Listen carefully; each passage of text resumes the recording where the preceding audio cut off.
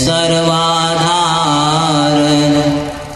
मंगलमय मंगल करना विनवा बारंबार। बोले प्रेम से श्री सद्गुरु महाराज की जय। हर्षण स्मरणीय अनंत श्री विभूषित परमाराध्य सद्गुरु महाराज के चरणों में कोटिचह प्रणाम। सिद्धपीठ कुप्पा घाट भागलपुर से आए हुए पूज्य स्वामी स्वरूपानंद जी महाराज के चरणों में कोटिचह प्रणाम। मंचस्थ महात्मा गण, आदरणीय सत्संग प्रेमी सज्जन वृंद, आदरणीय भक्तिमती माताओं एवं बहनों, सभी के हृदयस्थ नारायण को कोटिशः प्रणाम। राजा जनक के दरबार में जब धनुष यज्ञ होता है तो उसमें मर्यादा पुरुषोत्तम के द्वारा जब धनुष भंग होता है तो धनुष की आवाज को सुन करके परशुराम जी महाराज आते हैं। परशुराम जी महाराज सभा में भीड़ को देख करके जनक जी से पूछते हैं, इतनी बड़ी भीड़ क्यों है? तो जनक जी धनुष यज्ञ की बात करते हैं। शिव धनुष को टूटा हुआ देख करके परशुराम जी कहते हैं, किसने मेरे गुरु का अपमान किया है? किसने मेरे गुरु के धनुष को तोड़ा है? तो भगवान राम कहते हैं, धनुष को तोड़ने वाला कोई आपका दास ही होगा। नाथ शंभु धनु भंजनिहारा, वही है को एक दास तुम्हारा। लेकिन परशुराम जी कहते हैं, वह दास नहीं मेरा दुश्मन होगा। लक्ष्मण जी, भगवान राम पीछे चले जाते हैं, लक्ष्मण जी आगे आ जाते हैं। तो लक्ष्मण जी कहते हैं परशुराम जी से, बहु धनु ही तोरी लड़काए,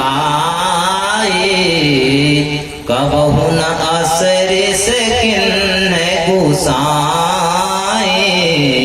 मैंने बचपन में बहुत धनुष तोड़ा है, आपको इस धनुष पर कौन सी ममता है जो इतनी बातें आप कह रहे हैं? तो परशुराम जी महाराज कहते हैं, आप धनुष नहीं तोड़ेंगे, मकई गेहूं में जो कौआ उड़ाते हैं कमठा, वह तोड़े होंगे। लक्ष्मण जी सोचते हैं कि धनुष इतना महान है, तो परशुराम जी यह क्यों नहीं सोचते हैं कि तोड़ने वाला कितने हैं, और अपना दुपट्टा चादर हटाते हैं। तो परशुराम जी देखते हैं कि भगवान राम के हृदय वक्ष स्थल पर भृगु जी का चरण चिन्ह है। तो परशुराम जी समझ जाते हैं, ब्रह्म का अवतार हो गया, ब्रह्म का अवतार हो गया। तो तुरंत अपनी शंका को दूर करने के लिए परशुराम जी क्या करते हैं, विष्णु धनुष भगवान राम के हाथ में देते हुए कहते हैं, राम रमापति कर धनु ले खैचे हूँ चाप मिटे संदेह। वचन जो है वह बदल नहीं सकता है, टल नहीं सकता है। एक पत्नी व्रत और वान जब धनुष पे चढ़ गया तो वो उतरता नहीं है। अब कहिए परशुराम जी, मैं वान को कहाँ छोड़ूं? जहाँ छोड़ूंगा वह लोक जल के भस्म हो जाएगा। तो परशुराम जी कहते हैं, परशुराम जी भी राम के ही अवतार थे, साधारण पुरुष नहीं थे। परशुराम जी कहते हैं, हमने 21 बार क्षत्रिय का संहार किया है। इसमें दोषी राजा के साथ साथ निर्दोष राजा भी मारा चला गया है। उसका पाप का पहाड़ जहाँ जमा है, आप वही वान छोड़िए ताकि मेरे पाप का पहाड़ जल के भस्म हो जाए। हम लोग श्रवण कर रहे थे, यदि शैल समं पापं विस्तीर्णं बहु योजनम विद्यते ध्यान योगेन नान्यो भेदः कदाचनं। वह वान कौन सा है? भगवान राम का वान किया है जो पाप के पहाड़ को जला करके भस्म कर देता है, जिसके बारे में सदगुरु महाराज कहते हैं, खोज करो अंतर उजियारी, दृष्टिवान कोई देखा है, गुरु भेदी का चरण सेव कर भेद भक्त पा लेता है। वह भगवान राम का वान क्या है? वह दृष्टिवान है, जिस वान से हम पाप के पहाड़ को जला करके भस्म कर सकते हैं। सदगुरु महाराज के वचन में आया है, दो नैन बीचों बीच सन्मुख एक टक देखत रहो, आप ही वह बिंदु झल गए पट गिरा निर्खत रहो। यानी ये युक्ति बताते हैं, यह भेद जानना किसी ग्रंथ से है असंभव, समझ लो किसी संत से। यह भेद किसी संत से जानना होगा।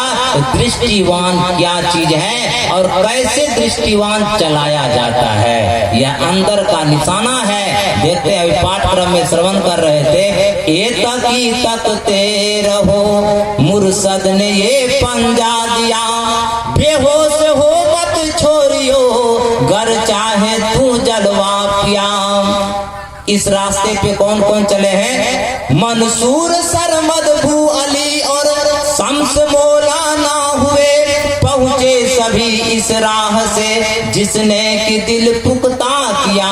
अरे तकी तकते रहो मुर्शद ने ये पंजा दिया, बेहोश हो मत छोड़ियो घर चाहे तू जलवा पिया। अब निष्कर्ष कहते हैं, यह राह मंजिल इश्क है पर पहुंचना मुश्किल नहीं, मुश्किल कुशा है रोबरो जिसने तुझे पंजा दिया। अरे तकी तकते रहो मुर्शद ने ये पंजा दिया, बेहोश हो मत छोड़ियो घर चाहे तू जलवा पिया।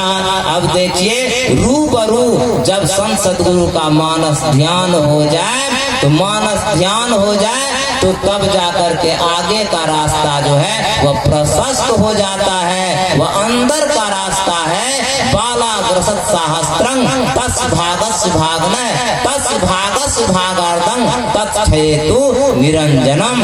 वहाँ कौन जाएगा? यह मन नहीं जाएगा, यह सूरत जाएगी। वह संत सद्गुरु परमात्मा का दर्शन करने के लिए मन स्थूल है, मन उल्टे तो सूरत कहा वे। मन पिंड में है तो मन है, वही अगर उलट गया तो वही सूरत हो जाएगा। सूरती दरस करन को जाते तकती तीसरी तिल खिड़की, ज्योति बिंदु ध्रुव तार इंदु लकी, लाल भानु झलकी, बजत विविध विधि अनहद सोरा, पांच मंडलों की सूरती दरस करन को जाती तकती तीसरी तिल खिड़की। अंत में निष्कर्ष क्या कहते हैं सदगुरु महाराज? संत मते का सार भेद है, बात कही उनकी समझा में ही लखा नमूना, बात है सतहित की सूरती दरस करन को जाती तकती तीसरी तिल खिड़की। सदगुरु महाराज कहते हैं, हमने नमूना लखा है भाई, ऐसे हम नहीं कह रहे हैं। जब 18 महीना ध्यान करके सदगुरु महाराज गुफा से निकले तो सदगुरु महाराज कहते हैं, संसार का सब व्यक्ति अगर आग में जल करके कहे कि परमात्मा नहीं है नहीं है नहीं है, तो हम नहीं मानेंगे नहीं मानेंगे नहीं मानेंगे। परमात्मा है क्योंकि नमूना को हमने लखा है, नमूना लखा है। ऐसे ही आप अपने अंदर में जब नमूना को लखेंगे, पीली नीली लाल सफेदी स्याही सन्मुख आता है, चंदा उगत उदय हो रवि दूध शब्द मिल जाता है, यह सब नमूना ही है। तो हम लोग की जान से जान वलोकियं घर घर मस्तक सीध साधा आसनासीना, बैठ के चख मुख मुनि इष्ट मानस जप ध्याना, प्रेम नेम सा करत करत मन शुद्ध हो जाए। अरे हमारे में ही और हम आगे को कुछ कहूँ और आगे की बात कहते हैं। ऐसे ही जो संत सद्गुरु का ज्ञान है अपने अंदर में धारण करे और करे तो साधु भाई जीवत ही करो आशा कि जीवन काल में ही होगा। संत मत का नगद सौदा है, करिए और पाइए, उधारी नहीं है। तुलसी विलम्ब न कीजिए, भजिए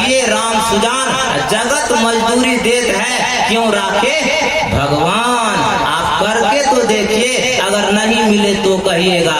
यही दोस्त